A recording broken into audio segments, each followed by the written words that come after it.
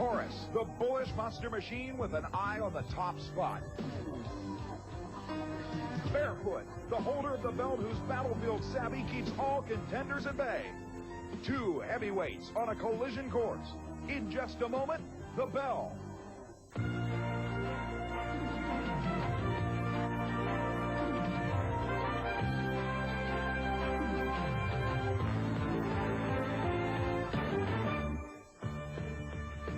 Hi, everybody. I'm Bret Kepner here at the Centrum in Worcester, Massachusetts, where the biggest battle of monsters since King Kong took on Godzilla is about to take place. The defending monster truck world champion, Bret Schaefer's Barefoot, is about to battle the man who finished #2 in the world last year, Jack Willman in Taurus, heading an all-star field of killers.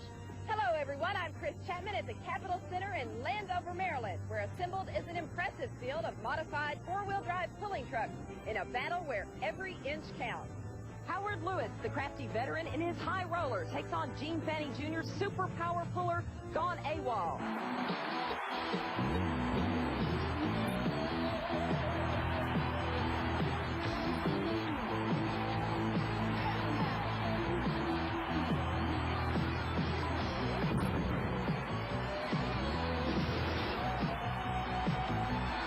Welcome to the 1991 Monster Truck Challenge Series.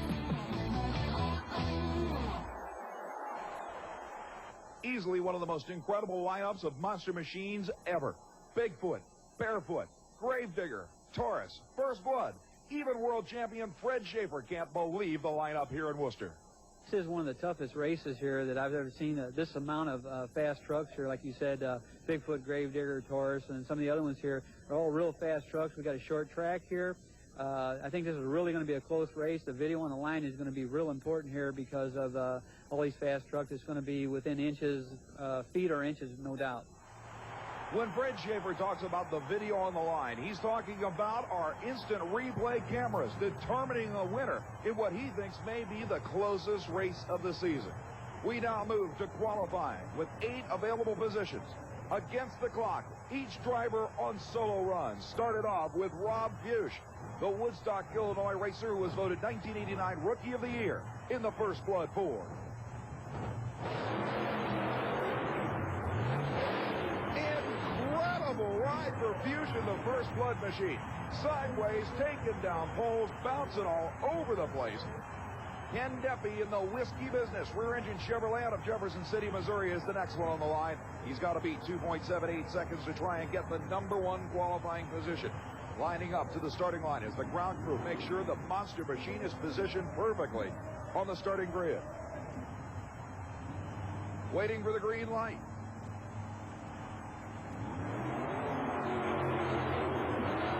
Deppy also bouncing all over the place. An extremely rough course with some surprises in store for any driver near the finish line.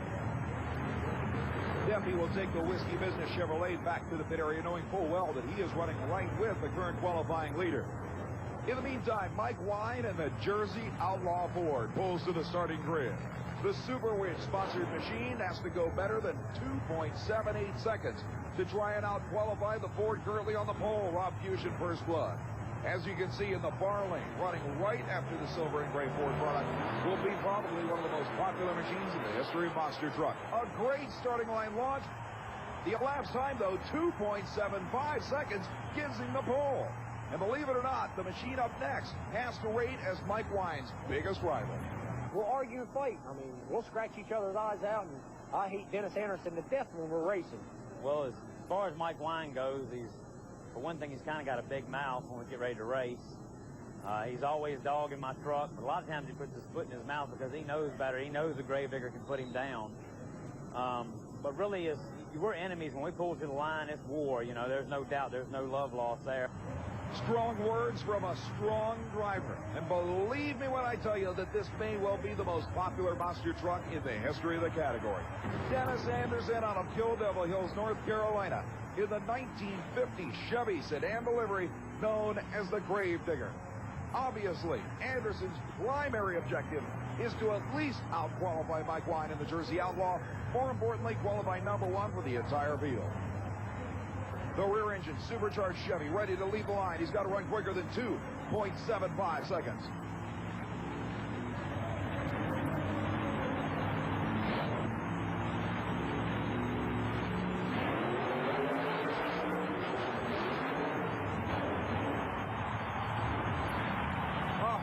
perfect sideways landing for Anderson. But the crowd seems to believe that may well be good enough for number one qualifier. A picture-perfect launch, carrying the front wheels right to the crush cars. Then that rough, bouncing landing. But the elapsed time, 2.28 seconds. Number one by nearly a half a second for Dennis Anderson, and the crowd loves it. So with qualifying only half complete, here's how it stands. Dennis Anderson, number one at 2.28 seconds. The number two qualifier at 2:75. Mike Wine in the Jersey Outlaw. First Blood and Rob Fuchs third, and Whiskey Business fourth. But even world champ Fred Schaefer says the best is yet to come. Is there one driver in particular that you will really give 110% for? Well, yeah, that would be Bigfoot and Taurus. Those are the guys. Of course, Gravedigger's right in there too. So really, you got to be right on the light and with all three of those guys, because there's no room for error there. When we return, Gravedigger's work is far from over, as the best are yet to come. Bigfoot, the incredible blue Ford, Taurus, and world champion Barefoot, plus championship truck pulling. Stay with us.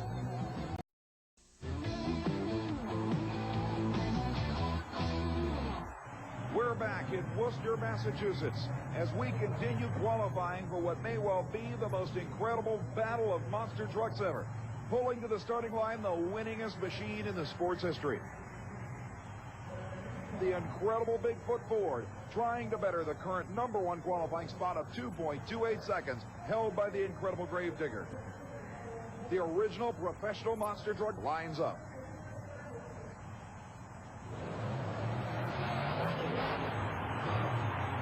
A nosedive at the finish line and sliding to a halt, but that run looked at least as good. But pulling to the line is the defending Camel Monster Truck World Champion, the USHRA Association's ultimate hitter, Fred Schaefer, and the supercharged Chevrolet known as Barefoot. As Schaefer had already pointed out, the biggest rivalry he faces is between the big blue Ford and the purple Chevrolet known as Taurus. He wants number one worse than anything.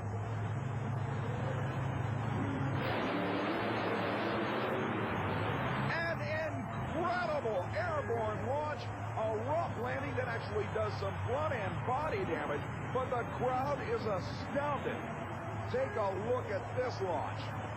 The front end, 20 feet in the air. Watch the landing as the right front tire comes up into the bodywork. But the elapsed time, 1.98 seconds. Number one for the defending world champion. The final truck to try and qualify for this open field will be the machine that finished number two in the World Championship points race last season to Barefoot. Jack Willman, also out of Granite City, Illinois, lines up the incredible supercharged Chevy-powered Taurus. The mark to beat now 1.98 seconds. Another nosedive at the finish line and a rather skaty start. But indeed, Jack Willman's run may not have been good enough to take over the number one spot. You can see him get knocked to the right-hand side in the air. That was the same problem experienced by other drivers in that lane.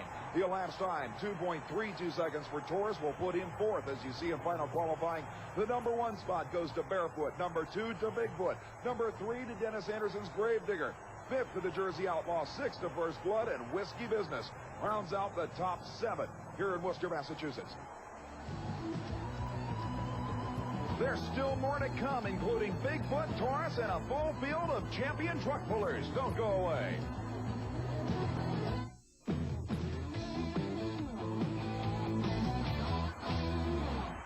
Back in Worcester, Massachusetts, after one of the most thrilling of qualifying dashes in monster truck competition, we're ready for the first round of side-by-side elimination.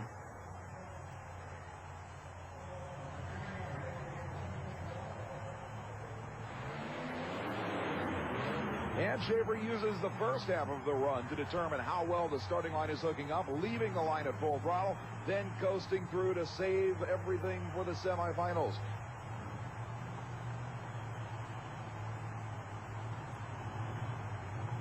Side by side, 10,000 pound, 1,400 horsepower USHRA Association monster trucks. Waiting for the green light. They leave the line together, but look at Jim Kramer drive away in the Bigfoot Ford. Certainly Mike Wine has to be credited with starting line reactions as good or better than Jim Kramer's. But on the replay, you can see where Kramer made the power.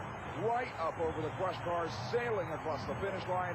It will be Barefoot versus Bigfoot in the semi-final round. Jack Willman out of Granite City, Illinois, in the incredible Taurus moves in. The number 4 and 7 qualifiers, and number 4 flat runs all over number 7. Taurus handles the Whiskey Business Chevrolet easily. And you can see the disappointment on Ken Duffy's face. In fact, he is flat upset. For the second straight run, though, Jack Willman had a completely sideways effort in the left-hand lane. It'll be interesting to see if he remains on that side of the course. Inching forward, the rear-engine Chevy that qualified in the number 3 spot knows that the first blood Ford driver will try to get the whole shot. He needs a jump off the starting line to remain competitive.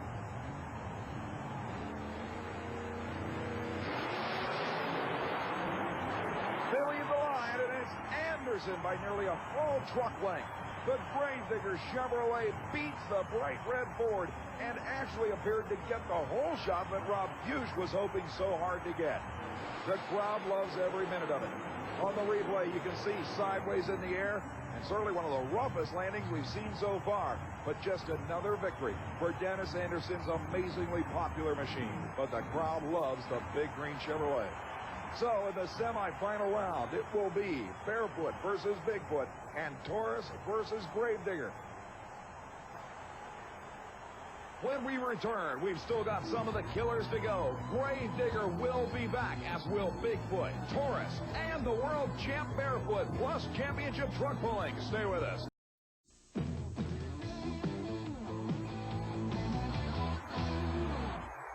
Back in Worcester, Massachusetts for the semifinal round of monster truck action. Barefoot versus Bigfoot and Taurus versus Gravedigger, with the big blue machines coming out first. The original monster truck created by Bob Chandler in 1974 was Bigfoot, but very shortly after, Fred Schaefer created the Chevrolet equivalent and named it Barefoot after, believe it or not, 2 real live pet black bears that Fred Schaefer has, named Sugar and Spice. The Bigfoot Ford pulls out onto the floor to take on one of his absolute most arch rivals.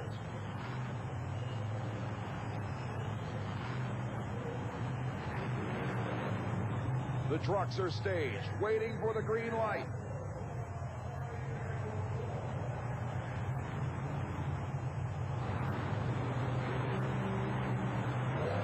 And Bigfoot leaves the starting line well before the green light ever was illuminated, and that is an automatic disqualification. What an incredible upset. As the big blue Ford left, as I said, well before the green. Look at the replay. There the machine leaves the line. It's literally all the way up the crush car ramp. As the green light comes on, Fred Schaefer sits patiently at the starting line saying, what in the world happened? But he will be given the official win. And a dejected Jim Kramer heads back to the pits. Meanwhile, Fred Schaefer will take the official run into the final round, his second easy run of this event. And the world champ has gotten to be elated with the turn of events in the opposite lanes. First, his opponent breaks, then Bigfoot leaves the starting line with a big red light glowing. The number 4 and 3 qualifiers squaring off to take a shot at number 1. Staged and ready, waiting for the countdown. No red light this time.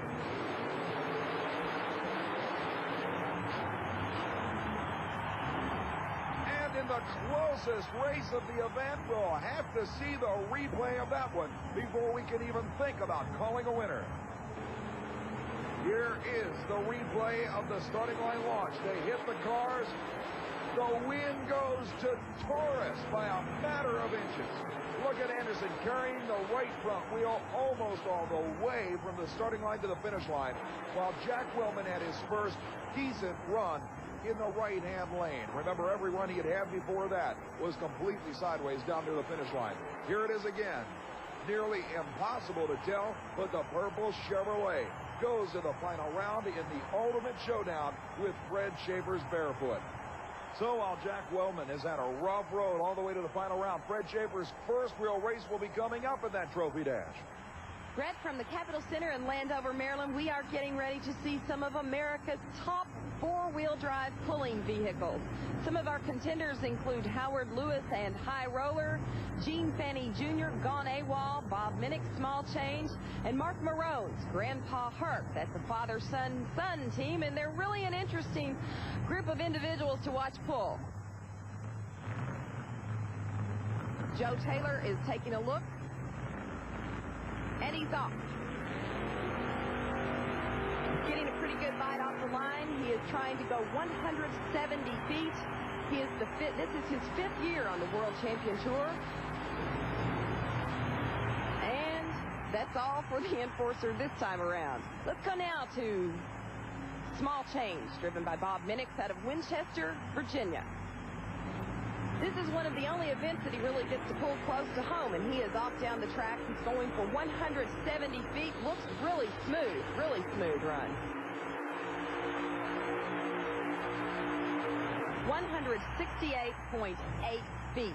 He moves into the lead, but it's not probably going to stay there very long, because look at this fella. His name is Howard Lewis, driving the High Roller machine, a beautiful Chevy, and one of the strongest four-wheel drive competitors. Is it going to be a full pull? I believe it is. Howard Lewis, our first full pull here at the Capitol Center in Landover, Maryland. Another gentleman that's down to earth is the guy driving this, Mark Marone. This is a father-son team. They are giving him the green flag. As he takes off, it looks like a pretty slow start. He's getting a little bit of the bite here. The weight is transferring up. That's 30,000 pounds going to the top of that sled, by the way. Not looking quite as strong as the previous run by Howard Lewis, and I believe he's come up just a tad bit short. Gene Fanny Jr. starting her up, and he is off. Slowly, he is off. He's got to beat a full pull. That is the distance to beat, and is qualifying for a pull-off. Gene Fanny Jr. looks strong, looks real strong. Yes, I believe he's done it. He has also made a full pull. That is 2 here at the Capitol Center in Landover, Maryland. Taking a look at the pull results, it will be Howard Lewis's High Roller. You saw him earlier take it out of here with a full pull. He's going to be in the pull-off against Gene Fanny Jr., Gone AWOL. 3rd place was Bob Minnick, Small Change, with 168.8 feet from the Capitol Center in Landover, Maryland. But coming up, the battle between last year's top 2 monsters and championship truck pulling action. Don't go away.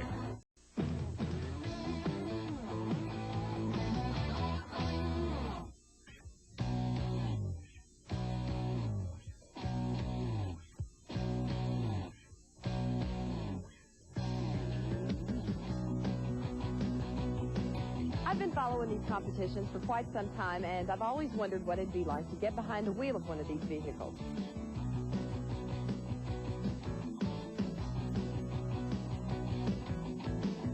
Well, Gene Helmick is giving me that opportunity. He's going to let me try and get a full pull in the heartbeat of America. You got your hand throttle here. We'll ease into it. It'll start like an automatic. You don't have to do anything with the clutch or the brakes. And accelerate until you get somewhere in the 6,000 to 7,000 RPM range. Okay. Keep it between the lines. Good luck. Okay. Thanks.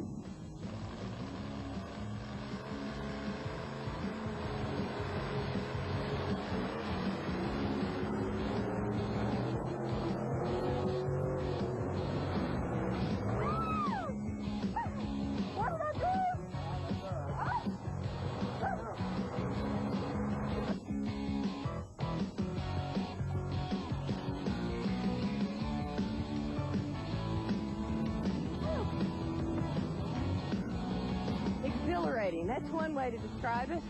Fantastic is another way to describe it. And now I know why these people, these men and women, get out here and participate in this sport. It's pure, unadulterated power. Woo! He went 170 feet, over 170 feet in his first pull. Let's see how he does with his hook to the sled this time, getting ready for pulling action. He's got to have a perfect bead going down this track to maintain the optimum maximum distance Let's find out how Howard Lewis, the 1988 national champion, does. He's taking it gradually, very slow off the start. He's going to get ready as he gets to the middle of the track. He'll let it rip, putting all 1,000 horsepower out the top of the Capitol Center in Landover, Maryland. What a fantastic pull. Howard Lewis in the high roller has got to be pleased with himself after that. Gene Fanny is hooking up to the sled.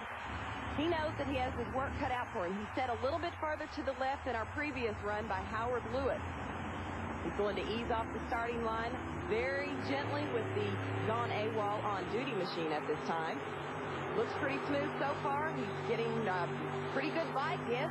Right now he's starting to throw a little bit too much. Too much mud, yes. Oh, no, this is not going to be nearly what Howard Lewis did.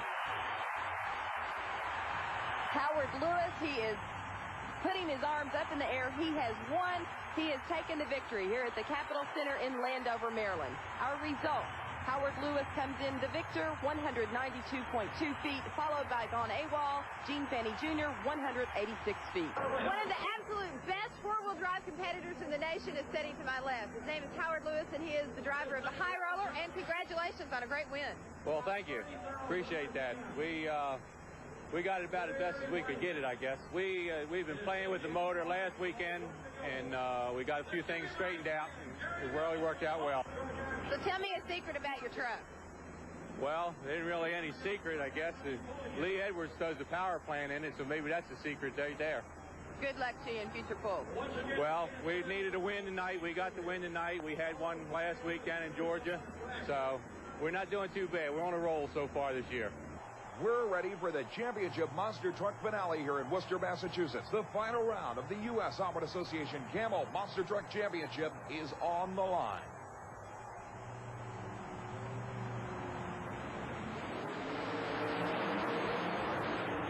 Absolutely door to door and wheel to wheel the entire course.